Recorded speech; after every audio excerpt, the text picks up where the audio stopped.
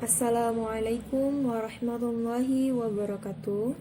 Perkenalkan, nama saya Indi Fadila, NIM 2011-81632. Di video kali ini saya akan membahas secara singkat mengenai evaluasi proses dan hasil belajar. Untuk poin yang pertama, hakikat evaluasi dan hasil belajar. Evaluasi dalam bahasa Indonesia adalah penilaian.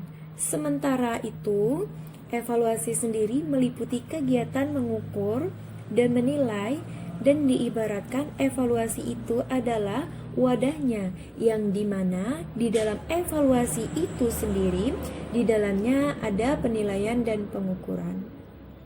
Tujuan evaluasi adalah untuk mengetahui proses yang terjadi dalam pembelajaran.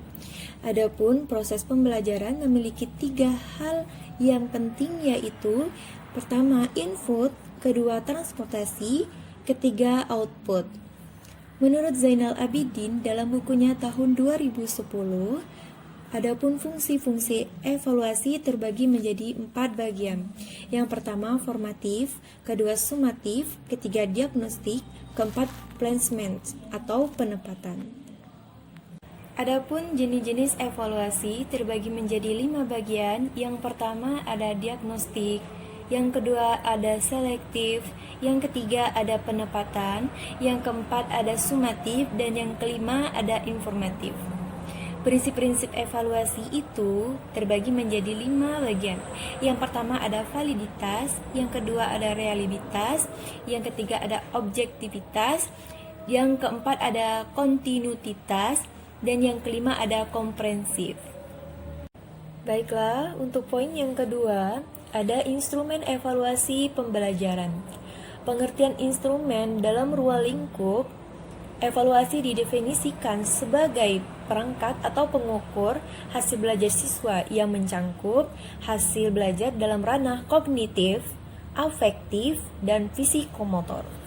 Instrumen evaluasi hasil belajar digunakan untuk memperoleh informasi deskriptif dan informasi judgmental yang dapat berwujud tes maupun non-tes.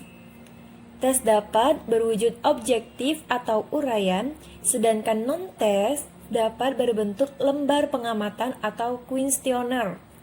Penyusunan instrumen evaluasi baik tes maupun non-tes hendaknya memenuhi syarat instrumen yang baik, yaitu valid dan reliable.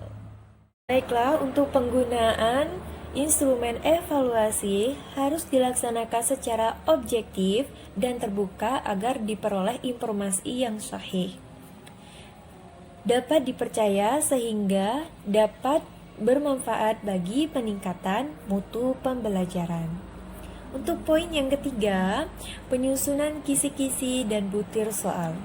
Manfaat kisi-kisi adalah untuk menjamin sampel soal yang baik, dalam arti mencangkup semua pokok bahasa secara operasional, agar item-item atau butir-butir tes mencangkup keseluruhan materi, pokok bahasan atau subbahasan secara profesional.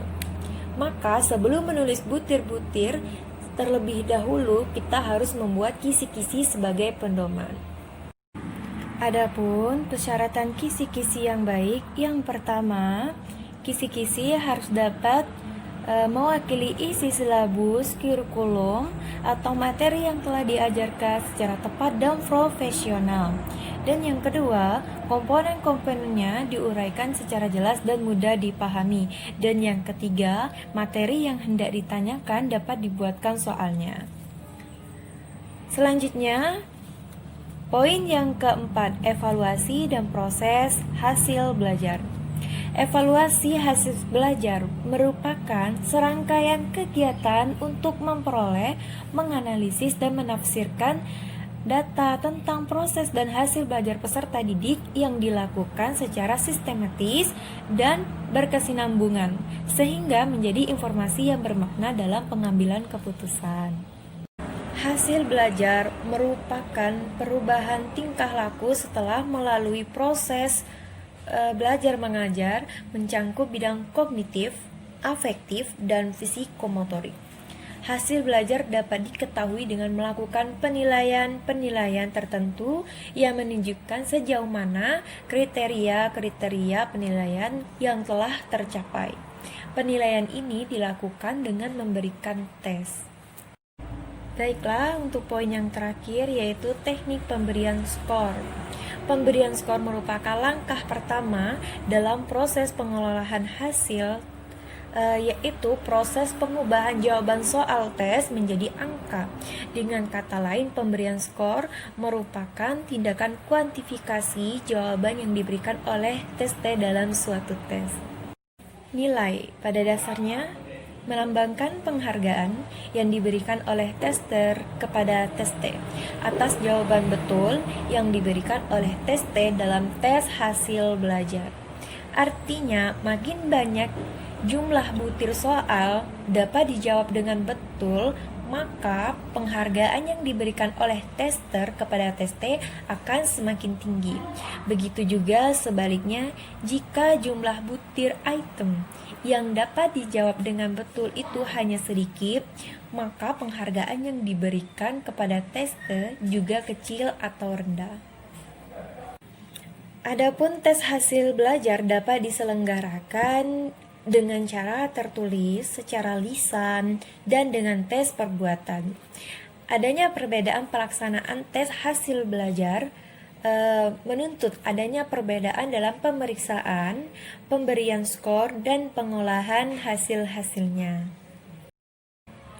Baiklah, cukup sekian video singkat mengenai pembahasan beberapa poin-poin evaluasi proses dan hasil belajar. Lebih dan kurangnya saya mohon maaf. Saya akhiri, wabillahi taufik wal hidayah. Wassalamualaikum warahmatullahi wabarakatuh.